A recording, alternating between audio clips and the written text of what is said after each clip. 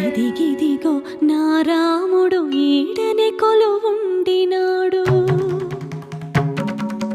ముద్దుల సీతతో ఈడనే మురిపాలాడినాడు.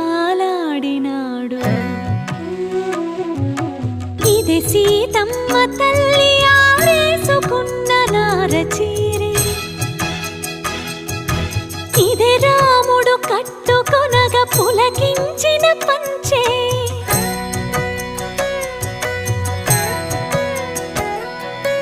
ఏడేడు లోకాలను ఏలిడి పాదాలివే,